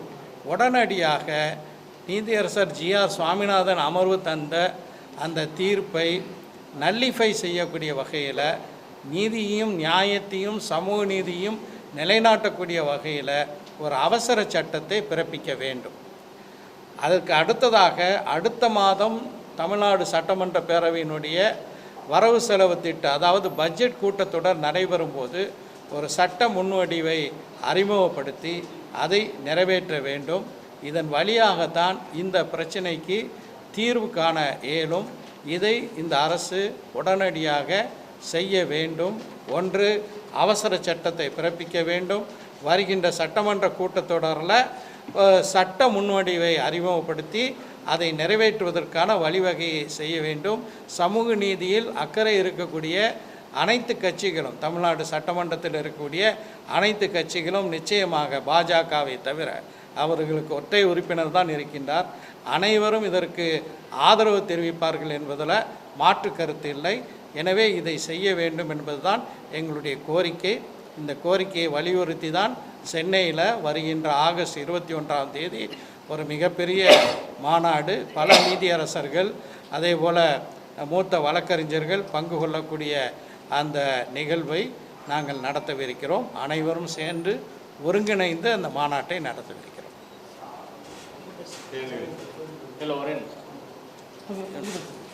இங்கே வழக்கு நடந்த மதுரை உயர்நீதிமன்ற கிளையில் வழக்கறிஞராக இருக்கிற நீதிபதி ஜி.ஆர். சுவாமிநாதன் தலைமையிலான அமர்வு இந்த வழக்கை நடத்திய முறையே நீதிமன்ற மரபுகளுக்கு முரணானது. இந்த வழக்கு இறுதி விசாரணை நடக்கிற போது மனுதாரின் வழக்கறிஞர் மகேஸ்வரன் என்பவர், நான் இந்த வழக்கிலிருந்து விலகிக் கொள்கிறேன், சேஞ்ச் ஆஃப் காலத்து கொடுத்துட்டேன் என்று நீதிபதியிடம் சொல்கிறார். 25ஆம் தேதி சேஞ்ச் ஆஃப் காலத்து ஒரு வழக்கறிஞர் கொடுத்து விட்டால் அடுத்து சம்பந்தப்பட்ட நபருக்கு நோட்டீஸ் அனுப்பி வேறு வழக்கறிஞரை அவர் நியமிக்க வைத்து அதற்கு பிறகுதான் வழக்கு நடத்த வேண்டும். இந்த முறை என்பது நீதித்துறையின் தொடர் மரபு. இதை நீதிபதி ஜி.ஆர். சுவாமிநாதன் பாலாஜி தலைமையிலான அமர்வு மீறியது ஏன் என்பதை அவர்கள் விளக்க வேண்டும். ஒன்று. ரெண்டாவது, இந்த நீதிபதி ஜி.ஆர். சுவாமிநாதன் அவர்கள் ஏற்கனவே 3 மாதங்களுக்கு ஒரு முறை உயர்நீதிமன்றத்தோட அமர்வுகள் மாறுன்றது எல்லாருக்கும் தெரியும். கடந்த 3 மாதங்களாக நீதிபதி ஜி.ஆர். சுவாமிநாதன் அவர்களோடு இணைந்து இந்த வழக்குகளை விசாரித்து வந்தவர் நீதிபதி பூர்ணிமா. கடைசி ஒர்க்கிங் டே 25ஆம் தேதி, 26ஆம் தேதியிலிருந்து 3 நாட்கள் விடுமுறை, அடுத்த வாரம் என்பது வேறு அமர்வு வருகிறது. அந்த 25ஆம் தேதி நீதிபதி பூர்ணிமா அவர்கள் அன்னைக்கு மட்டும் லீவு போடுறாங்க. அன்னைக்கு மட்டும் பாலாஜி என்ற ஒரு நீதிபதி அந்த அமர்வுக்குள் வருகிறார். 4 மணிக்கு வழக்கெடுத்து 7 மணிக்கு தீர்ப்பு கொடுக்கிறார்கள். இதை அவசியமாக சக நீதிபதி இந்த தொடர்ச்சியாக இந்த வழக்கை 5-6 முறை விசாரித்த நீதிபதி அன்னைக்கு லீவு போடுற போது ஏன் அவசரமாக விசாரித்து தீர்ப்பு சொல்லணும், 4 மணிக்கு எடுத்து 7 மணிக்கு சொல்ல வேண்டிய அவசியம் தேவை என்ன என்ற கேள்வி இருக்கிறது. இதையும் நீதிமன்றம் விளக்கவில்லை. ஏனென்றால் திங்கக்கிழமை வந்தால் நீதிபதி ஜி.ஆர். சுவாமிநாதனோடு கே ராமகிருஷ்ணன் என்ற நீதிபதி அமர்வில் வாராரு. இப்போ இதுக்கு இடையில் ஒரு நாள் கேப்பில் இந்த தீர்ப்பை சொல்ல வேண்டிய அவசியம் தேவை என்ன, அப்படின்னா அர்ஜென்சி என்ன இருக்குது, இது நாளைக்கே சொல்லலைன்னா பிரச்சனை அப்படின்னு ஏதாவது இருக்குதா? எந்த அர்ஜென்சியும் கிடையாது. ரெண்டாவது, மிக முக்கியமாக நீதிபதி ஜி.ஆர். சுவாமிநாதன் அமர்வில் பாலாஜி என்ற நீதிபதி எப்படி வராரு, சீனியாரிட்டி அடிப்படையில் வராரா, இந்த சப்ஜெக்ட் தெரிஞ்சவர் வராரா, இது எப்படி இந்த போர்ட்ஃபோலியோ அலோகேஷன் நடக்குது அப்படின்றது நீண்ட காலமாக வழக்கறிஞர்கள் நாங்கள் கோரிக்கை வைத்துக் கொண்டிருக்கிறோம். போர்ட்ஃபோலியோ அலோகேஷன் குறிப்பாக சமூக வலைதளங்களில் பல்வேறு நபர்கள் கேள்வி எழுப்புகிறார்கள். மக்கள் எப்படி இது போன்ற வழக்குகள் எல்லாம் குறிப்பிட்ட நீதிபதிகளுக்கு செல்கிறது அப்படின்ற கேள்வி எழுப்புறாங்க. இந்த கேள்வியை மக்கள் மட்டும் எழுப்பவில்லை. 2018 உச்சநீதிமன்றத்தின் 4 நீதிபதிகள் சீனியர் நீதிபதியாக இருந்தவங்க வெளியில் வந்து நீதிமன்ற நடவடிக்கையின் போது வெளியில் வந்து பத்திரிகையாளர்களை சந்தித்து பேட்டி அளித்தார்கள். அதிலே குறிப்பிட்ட நீதிபதிக்கு ஒன்றிய அரசின் வழக்குகள் செல்வதை நாங்கள் தடுக்க கோரினோம், தலைமை நீதிபதியிடம் முறையிட்டோம். ஆனால் அவர் கேட்கவில்லை. ஒரு குறிப்பிட்ட ஜூனியர் நீதிபதிக்கு மட்டும் இந்த வழக்குகளை ஒதுக்குவது தவறு, நீதித்துறையை மக்கள் தான் காப்பாற்ற வேண்டும் என்று கையெடுத்து கும்பிட்டார்கள். அந்த நிலையில்தான் இன்னைக்கு மதுரை உயர்நீதிமன்ற கிளை என்பது இருக்கிறது. தலைமை நீதிபதி அவர்கள் இந்த குறிப்பிட்ட வழக்குகளை எப்படி இந்த நீதிபதிகளுக்கு ஒதுக்குகிறார் என்றதுக்கான மெக்கானிசம் வெளிப்படைத்தன்மை என்பது ஒன்றுமே கிடையாது. நீதித்துறை நம்ம சொல்கிறோம், நீதித்துறையிலிருந்து அரசு நிர்வாகம் வெளிப்படையாக இருக்கணும் என்று கோருகிற நீதித்துறை வெளிப்படைத்தன்மையாக இருக்கணுமா இல்லையா? மூன்றாவதான விஷயம், இந்த வழக்கில் நீதிபதி ஜிஆர் சாமிநாதன் பாலாஜி அமர்வு சொல்லியிருக்க விஷயங்கள்லாம் இங்கே வந்து சொன்னாங்க. அதில் மிக முக்கியமான விஷயம் ஜுடிஷியல் டிசிப்ளின், நீதித்துறை ஒழுங்கு. அதாவது உச்சநீதிமன்றத்தின் பல்வேறு தீர்ப்புகள், உச்சநீதிமன்றத்தின் 5 நீதிபதி தீர்ப்புக்கு 3 பேர் கட்டுப்படணும், 3 நீதிபதி தீர்ப்புக்கு 2 பேர் கட்டுப்படணும், 2 பேர் தீர்ப்புக்கு 1 கட்டுப்படணும், உச்சநீதிமன்ற தீர்ப்புக்கு உயர்நீதிமன்றம் கட்டுப்படணும், உயர்நீதிமன்ற தீர்ப்புக்கு மாவட்ட நீதிமன்றம் கட்டுப்பட வேண்டும் என்பது உச்சநீதிமன்றத்தின் பல்வேறு தீர்ப்புகள் இருக்கிறது. இது மரபு கிடையாது, தீர்ப்பு. உச்சநீதிமன்றம் தீர்ப்பு என்பது இந்தியாவின் சட்டம். இந்த சட்டத்தை நானும் ஃபாலோ பண்ணோம், பேராசிரியர் ஃபாலோ பண்ணோம், முன்னாள் அமைச்சர் ஃபாலோ பண்ணோம், முன்னாள் நீதிபதியும் ஃபாலோ பண்ணோம், இந்நாள் நீதிபதியும் ஃபாலோ பண்ணோம், நீதிபதி ஜிஆர் சாமிநாதன் ஃபாலோ பண்ணோம். ஆனால் தொடர்ச்சியாக இந்த ஜுடிஷியல் டிசிப்ளினை நீதிபதி ஜிஆர் சாமிநாதன் ஏன் மீறாரு? 2 நீதிபதிகள், நீதிபதி MS ரமேஷ் சக்திவேல் தலைமையிலான அமர்வு, கொங்கு வேளாளர் சமூகத்தைச் சேர்ந்த ஒரு பெண் ஒரு இஸ்லாமியரை திருமணம் செய்கிறார். அதற்கு பிறகு அக்ரிகல்ச்சர் ஆஃபீஸருக்கு BCM சர்டிஃபிகேட் வச்சு விண்ணப்பிக்கிறாங்க. அந்த வழக்கில் உயர்நீதிமன்றம் அவங்களுக்கு வேலை கொடுக்க சொல்கிறாங்க. TNPSC அப்பீல் போகிறாங்க. அந்த அப்பீலில் 2025 இந்த 2 நீதிபதிகளும் அந்த அரசாணை என்பது புதிதான உரிமை கிடையாது, ஏற்கனவே 1994 சட்டம் 2007 சட்டத்தின் கீழ் உறுதி செய்யப்பட்ட உரிமையைத்தான் இந்த அரசாணை வெளிப்படுத்துகிறது என்று மிக தெளிவாக இந்த அரசாணை செல்லும், அவங்களுக்கு வேலை கொடுங்கன்னு அவங்க சொன்ன பிறகு, இந்த அரசாணை செல்லும் என்று 2 நீதிபதிகள் அதை பரிசீலித்து சொன்ன பிறகு அதை செல்லாது என்று சொல்வதற்கு நீதிபதிகள் ஜிஆர் சாமிநாதன் PP பாலாஜிக்கு எப்படிங்க அதிகாரம் வருது? ஒரு டிவிஷன் பெஞ்ச் சொல்லிச்சுன்னா இன்னொரு டிவிஷன் பெஞ்ச் மாறுபட்ட கருத்து இருந்தால் CJக்கு ரெஃபர் பண்ணி லார்ஜர் பெஞ்சுக்கு தான் அனுப்பணும். இதான் ஜுடிஷியல் டிசிப்ளின். மற்றவங்கெல்லாம் நீங்கள் நீதித்துறை தீர்ப்புகளை ஃபாலோ பண்ணணும், இல்லைன்னா கண்டெம்ட் எடுப்போம் என்று சொல்லக்கூடிய நீதித்துறை அதை ஃபாலோ பண்ணுமா வேணாமா? நீதிபதி ஜிஆர் சாமிநாதன் ஃபாலோ பண்ணுமா வேணாமா? இப்படி தொடர்ச்சியாக அவர் திருப்பரங்குன்றம் வழக்கிலும் சரி, எச்சிலை வழக்கிலும் சரி, லாவண்யா வழக்கிலும் சரி, பல்வேறு வழக்குகளில் அரசியல் சட்டத்தின் மீது அவர் எடுத்துக்கொண்ட உறுதிமொழியை மீறி இருக்கிறார். ஆர்டிகல் 219 உறுதிமொழி எடுக்கிறாங்க. எந்த மத பாகுபாடு இல்லாமல், யாருக்கும் விருப்பு வெறுப்பு இல்லாமல் நீதி வழங்குவேன்னு ஒரு உறுதிமொழி எடுக்கிறாங்க. ஆனால் பொதுவெளியில் நீதிபதி ஜிஆர் சாமிநாதன் அவர்கள் தாரா ஃபவுண்டேஷன் நிகழ்ச்சியில் பேசுகிறாரு, சென்னையில் இதே நிகழ்ச்சியில் தான் பேசுகிறாரு. அதில் என்ன சொல்கிறாரு? எனக்கு இன்னும் 4.5 ஆண்டு காலம் இருக்குது, 4.5 ஆண்டு காலம் நான் சனாதன தர்மத்தை மனதில் வைத்து பணியாற்றுவேன் மீத காலத்தில்னு சொல்கிறாரு. இதையே குரானை மனதில் வைத்து பணி வழங்குவேன், நான் இனி பணியாற்றுவேன்னு ஒரு முஸ்லீம் நீதிபதி சொல்லியிருந்தா ஏற்றுக்குருவாங்களா? கிறிஸ்டின் நீதிபதி நான் பைபிளை வச்சு பணியாற்றுவேன்னு சொன்னால் ஏற்றுக்குருவாங்களா? ஆனால் நீதிபதி ஜிஆர் சாமிநாதன் அவர்கள் எப்படி சொல்கிறார்? அதற்கான எந்த பெரிய எதிர்வினையும் சமூகத்தில் இல்லை. அதான் வருத்தத்துக்குரிய ஒரு விஷயம். நீதித்துறை நடவடிக்கை எடுக்கல. சுப்ரீம் கோர்ட்டு ஏற்கனவே பாராளுமன்றத்தில் இம்பீச்மெண்ட் பெண்டிங் இருக்கு. அப்படி ஒரு நீதிபதி எப்படி இருக்கணும்? அடுத்து மூன்றாவதாக இந்த சமீர் அகமது வழக்கில் இடைக்கால மனு தாக்கல் செய்வதற்காக தமுக சார்பில் எல்லா ஏற்பாடும் செய்திருக்கிற போது தவேகாவின் அரசு வழக்கறிஞர் மனு தாக்கல் செய்ய உள்ள வழக்கறிஞர் ஃபோன் பண்ணி இன்னைக்கு மனுதாரர் வழக்கு வாபஸ் வாங்க போகிறாரு, நாங்கள் வாய்தா தான் வாங்க போகிறோம், சர்டிஃபிகேட் நாங்கள் கொடுத்துட்றோம் என்று அவர் சொல்லி வழக்கை நடத்த மாட்டோம் என்று சொன்னதின் அடிப்படையில் இடையீட்டு மனுவும் தாக்கல் செய்யலை. ஆனால் நீதிமன்றத்தில் வந்து தவேக அரசின் வழக்கறிஞர் திடீரென்று வாதிட்டு இந்த வழக்கின் தீர்ப்பு வழங்குவதற்கு துணை போயிருக்கிறார்கள் என்ற சந்தேகம் எழுகிறது. ஏன் இந்த சந்தேகம் ஊர்ஜிதமாகுது அப்படின்னா, முதல்வர் அவர்கள் கவனத்துக்கு நாங்கள் இதை கொண்டு வரோம். கீழே என்ன நடக்குது, உள்ளுக்குள்ளே என்ன நடக்குது என்பதை முதல்வர் அவர்கள் தெரிந்து கொள்ள வேண்டும். இந்த அடுத்த கட்டமாக என்ன செய்ய வேண்டும்? இப்படி ஒரு தீர்ப்பு வந்துட்டாங்க. தீர்ப்பு கொடுத்த அடுத்த நாள் காலையில் நான் மதுரையில் அனைத்து செய்தியாளர்களும் சந்தித்து உச்சநீதிமன்றத்துக்கு இந்த வழக்கில் மேல்முறையீடு செல்லக்கூடாது, ஏற்கனவே 2 நீதிபதிகள் தீர்ப்பு கொடுத்துருக்கிறாங்க, எனவே லார்ஜர் பெஞ்சுக்கு ரெஃபர் பண்ணோம். ஓய்வு பெற்ற நீதிபதிகள், சட்ட வல்லுநர்கள், அனைத்து கட்சிகள், இயக்கங்கள் எல்லோரையும் அழைத்து அனைத்து கட்சி கூட்டம் நடத்தி ஒருமித்த கருத்தின் அடிப்படையில் இஸ்லாமியர்களின் இடஒதுக்கீட்டு உரிமையை பாதுகாப்பதற்கான நடவடிக்கையை செய்ய வேண்டும் என்று 2வது நாளே சொல்லிட்டேன். 3வது நாள் தான் பேப்பர்லேயே அந்த செய்தி வந்துச்சு. தீர்ப்பு வந்திய மரணம் முதல் நாள் இரவு 7 மணிக்கு வருது, அடுத்த நாள் காலையில் 11 மணிக்கு எல்லா செய்தியாளர்களும் வைத்து நான் பேசினேன். இது எல்லா ஊடகங்கள்லேயும் வந்துச்சு. அதற்கு பிறகும் இன்னும் பல்வேறு ஊடகங்கள் வாயிலாக எங்கள் கருத்துக்களை நாங்கள் தெரிவித்தோம். எல்லா அமைப்புகளும் கருத்துக்களை தெரிவித்தார்கள். திராவிடர் கழகத்தின் தலைவர் ஆசிரியர் கி வீரமணி அவர்கள் லார்ஜர் பெஞ்சுக்கு ரெஃபர் பண்ணணும் என்ற கருத்தை அவரும் முன்வைத்திருந்தார். அப்போ இவ்வளவு தூரம் சொன்ன பிறகும் இவங்க சுப்ரீம் கோர்ட்டுக்கு போகிறாங்கன்னா யார் சொல்லி இதை போகிறாங்க? குறிப்பாக ஐஎம்எல் கட்சியை சேர்ந்த எம்பி நவாஸ் கானி அவர்களிடம் அவரும் கருத்து கேட்டார். நான் அவரிடம் சொன்னேன், அமைச்சர் ஷாஜகான் அவர்களிடம் இதே கருத்தை சொன்னோம், சுப்ரீம் கோர்ட்டு போக வேணாம் என்ற கருத்தை சொன்னோம். இப்போ இவர்கள் எல்லாம் இந்த கருத்தை அங்கே சொல்லியிருக்கிறார்கள்.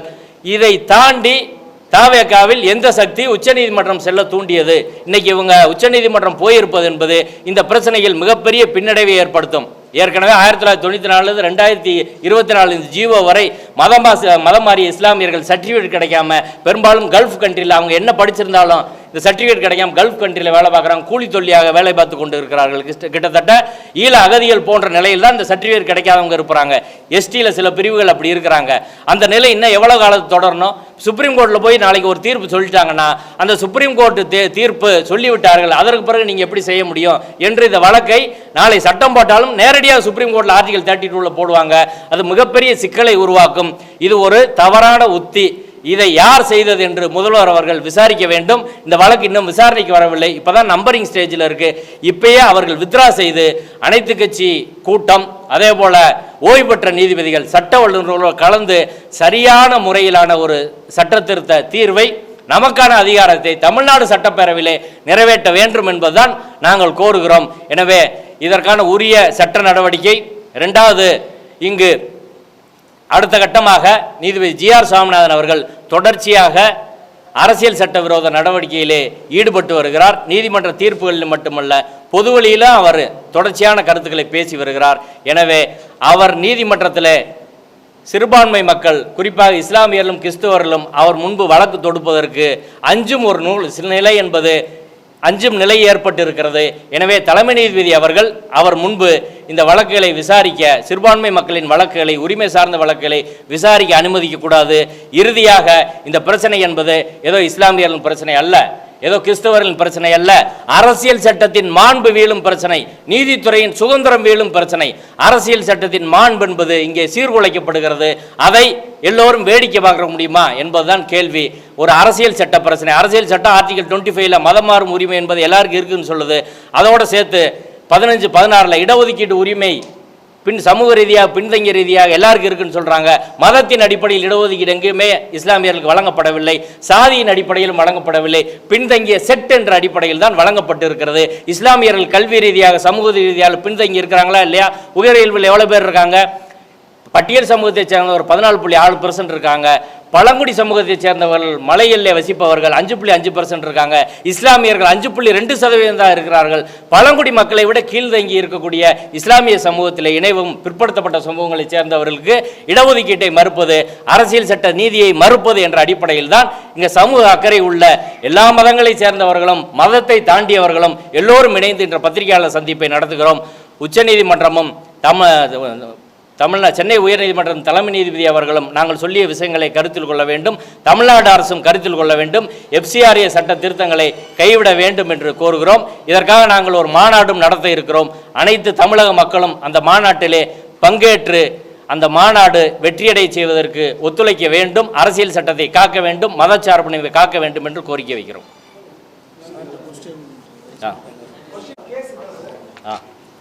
சமீர் அகமது அவர் 2022 தான் வழக்கு போடுறாரு. அவர் BCM சர்டிஃபிகேட் கேட்குறாரு, அவ்வளோதான். அவர் இஸ்லாத்துக்கு மாறுறார் 2016. அவர் ஓபிசி சமூகத்திலேருந்து மாறுறாரு. ஓபிசி சமூகத்திலேருந்து மாறி இருக்காரு. இந்து 2016 அவர் மாறுறாரு. ஓபிசி சமூகத்திலேருந்து மாறியவர் அவருக்கான பிசி முஸ்லீம் சர்டிஃபிகேட் கேட்குறாரு. இதுதான் வழக்கின் பிரேயர் கோரிக்கை 2022. ஆமாம்,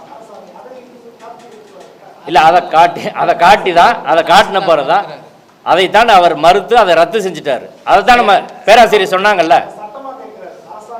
இல்லை அதாவது கோரிக்கை பிரேயர் தான், அந்த பிரேயரை தாண்டி போய் அதை ரத்து செய்து விட்டார். அது அரசியல் சட்ட விரோதம் இப்படி கொடுத்துருக்குது. சார் 2022 அந்த சமீர் அகமது வந்து எனக்கு பிசிஎம் சர்டிஃபிகேட் கொடுன்னு கேட்குறப்ப ஜியோவே கிடையாதுங்க. அவர் எனக்கு கொடுக்கணும்னு கேட்குறாரு. ஏன்னா அதுக்கு முன்னாடி சில தீர்ப்புகள் கொடுக்கலான்னு சொல்லுது, ஜியோ தேவையில்லை. ஆனால் சில தீர்ப்புகள் ஒரு ஜியோ தேவைன்னு சொல்லுது. அதனால் ஸ்டாலின் அவர்கள் வந்து ஜியோ போடுறாரு. 2022 ஜியோ கிடையாது. ஏன்னா 2024 தான் ஜியோ வருது. அப்போது 2022 வழக்கு 26 எடுத்து அவங்க கோரிக்கையே அது கிடையாது. அவர் வரும்போது அரசாங்கமும் அதில் எதிரி கிடையாது. அங்கே இருக்கக்கூடிய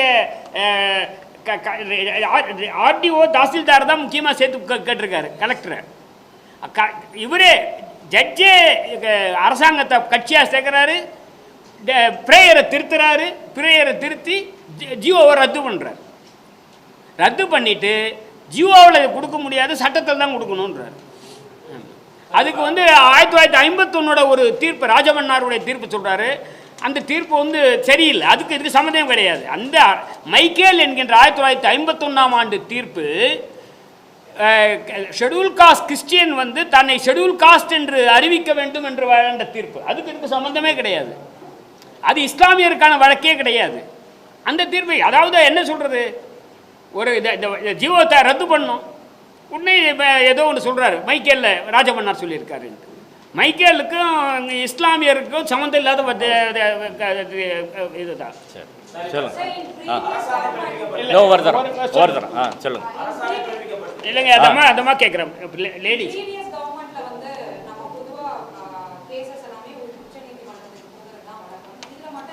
இல்லைங்க, எல்லாத்துக்கும் போகிறதுலாம் அவசியம் இல்லைங்க. இல்லை எல்லாத்துக்கும் போகிறதுன்றது தேவையில்லை என்பது தான் நாங்கள் தொடர்ந்து வலியுறுத்திட்டு வரோம். நாங்கள் இந்த வாட்டி கூட உச்சநீதிமன்றத்துக்கு தாமதத்துக்காக முக்கியமாக சொல்கிறோம். ரெண்டாவது, உரிய வழி வந்து ஜட்ஜி சொல்கிறது, நீங்கள் ஈவன் இங்கேயே 3 நீதிபதிகள் அமர்வு கூட லேட் ஆகும். உடனே சொல்கிறது இல்லைங்க, உடனே சொல்கிறது வந்து உடனே நம்மளால் முடியறது எது? நம்ம இங்கே ப்ரெஸ் கான்ஃபரன்ஸ் போடுறது உடனே முடியும். அரசாங்கம் உடனே முடியறது எது? சட்டம் போடலாம். ஆகஸ்ட்டில் வந்து கூடுது, அப்போ சட்டம் போடலாம். இப்போவே நாளைக்கு வந்து அவசர சட்டம் போடலாம். அதுதான் சொல்கிறோம் நாங்கள்.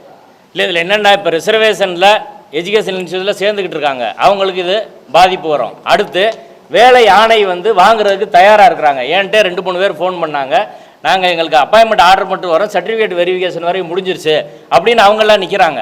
இப்போ இவங்களுக்கெல்லாம் கடுமையான பாதிப்பு உண்டு பண்ணும். கொஞ்சம் நாள் ஆயிடுச்சுன்னா இந்த வழக்கெல்லாம் சுப்ரீம் கோர்ட் போய் முடிகிறதுக்குள்ளே ஏஜ் பார் ஆயிரும். அதுக்கப்புறம் வந்து புதுசாக அவங்க வேலைக்கு வர முடியாது. 10,000 பேர் இதில் பாதிக்கப்பட்ட சூழ்நிலையில் அதனால தான் அவசர சட்டம் கொண்டு வர சொல்கிறோம். இல்லைங்க, நான் பேசும்போதே தெளிவுபடுத்தணுங்க.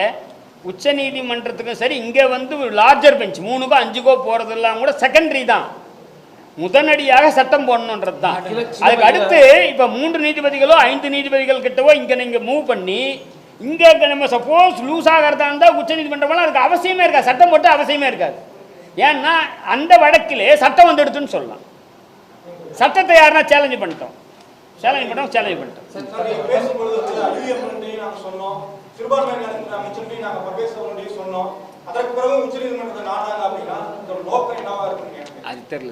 இல்லை, அதை எல்லாரையும் கலந்து பேசணும்னு தான் நாங்கள் சொல்கிறோம்.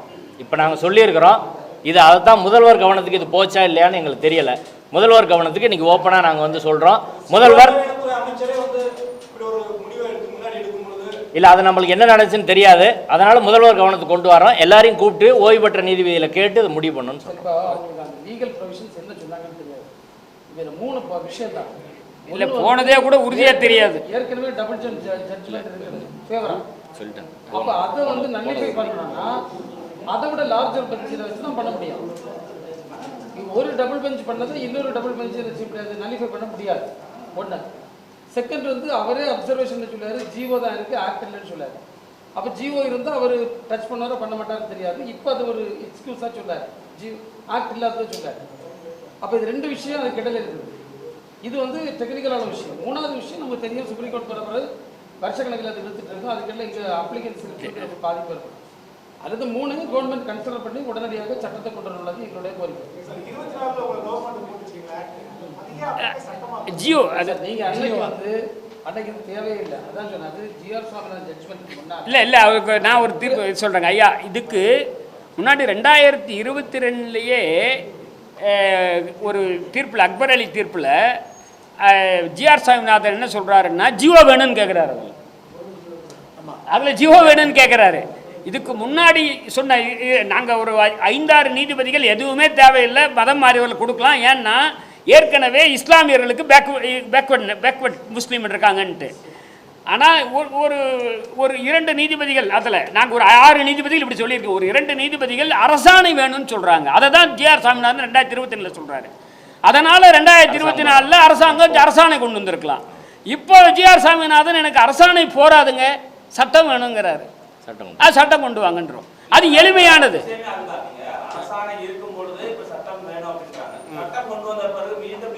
இல்லை அது ஏங்க சட்டம் வந்து வழக்கமாகவேங்க சட்டம் என்பது இல்லை, ஒரு கான்ஸ்டியூஷன் எல்லாத்தோட உயர்வானது. கான்ஸ்டியூஷனுக்கு அடுத்த 2வது மட்டத்தில் இருக்கிறது சட்டம்.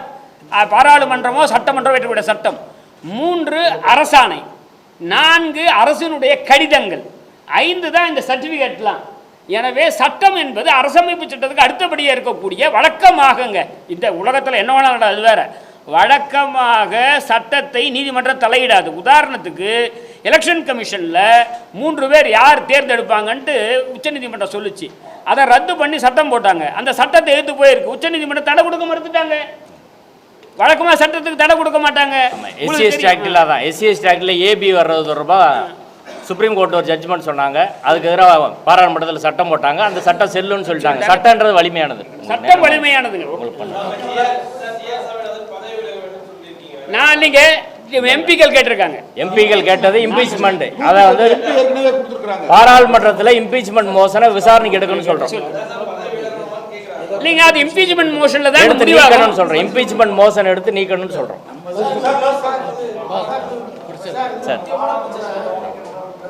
தமிழ்நாடு முக்கியமான பிரச்சனை, முக்கியமான பிரச்சனை இந்த பிரச்சனைக்காக வேண்டிய அனைத்து கட்சி கொடுத்துருக்கோம். அது சட்டப்பேரவை உடனடியாக கூட்டி வந்து அரசாணை நிறைவேற்றதுக்கும் நீங்க கோரிக்கை வைக்கிறீங்களா? ஆமா, அதான் இப்ப நாங்க சொல்லியிருக்கோம். அதான் கோரிக்கை. அனைத்து கட்சி கூட்டத்தை கேட்டும் சட்ட ஒழுங்குல கலந்து முடிவு பண்ணணும். சட்டப்பேரவையில் சட்டம் கொண்டு வரணும்னு சொல்லியிருக்கிறோம். பேராசிரியர் அவசர சட்டம் போடணும், ஆர்டினன்ஸ் போடணும்னு கேட்குறோம். ஆமா சார், சொல்றோம். உங்க பிரஸ் ரிலீஸ் எல்லாம் இருக்காது.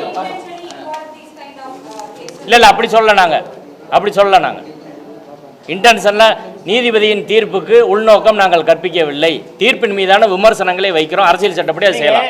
அதாவது எல்லா வார்த்தைகளை தெளிவாக பேசிக்கிறோம். நீங்க அதை எப்படி புரிஞ்சுக்கணுன்றது உங்ககிட்ட இருக்கு. நாங்க அவருக்கு வந்து இன்டென்ஷன்லாம் இருக்குன்னு சொல்லல, தெளிவா சொல்றோம். அவருக்கு அந்த மாதிரி எல்லாம் இன்டென்ஷன் இருக்குன்னு சொல்றோம். பிரஸ் ரிலீஸ் கொடுத்துறோம். ஆனால் அவர் வந்து இப்படி தொடர்ந்து செய்யறது எங்களுக்கு ஆட்சேபனை இருக்குன்னு சொல்றோம். அவ்வளவுதான். அவருக்கு இன்டென்ஷன் இருக்குன்னு சொல்றோம். முடிச்சிடலாமா? ஏபிவிபி மாணவர் அமைப்போட முதல்வர் விஜய் சந்திக்கிறார். அவங்களும் கோரிக்கை வச்சிருக்காங்க கல்வி சம்பந்தமாக. அதுக்கப்புறமா குர்பானி விஷயத்துல இதனால் தடை வருது. அதுக்கப்புறமா இந்த இடஒதுக்கீடு ஆகட்டும், திருப்பரங்குன்றம் ஃபைல்ஸ் ஆவண திரைப்பட தடங்களுக்கு இந்து முன்னணிகள் வந்து பயங்கரமாக மிரட்டல் பிடித்து அதையும் தடுத்து நிறுத்துறாங்க. இந்த சூழ்நிலையில எந்தவித எதிர்வினையும் தாவேக விஜய் அரசு எதிர்பார்க்கல சூழல்ல நீங்க இப்படி ஒரு கோரிக்கை வச்சிருக்கீங்க. என்ன ஆகுதுன்னு பார்ப்போம். என்ன உங்களுக்கு நம்பிக்கை? இல்லை, நாங்கள் ஜோசியம் சொல்ல முடியாது சார். பார்ப்போம். நீங்கள் எல்லாம் தான் எல்லாத்தையும் தான் இருக்கு. என்ன இருக்கு எதிர்காலத்தில் பார்ப்போம். மக்கள் பதில் சொல்லுவாங்க சார். ஓகே, நன்றி. சார், ஆஃப் த ரெக்கார்ட் சொல்கிறேன். பிபிசி குஜராத் ஃபைல்ஸை போடல.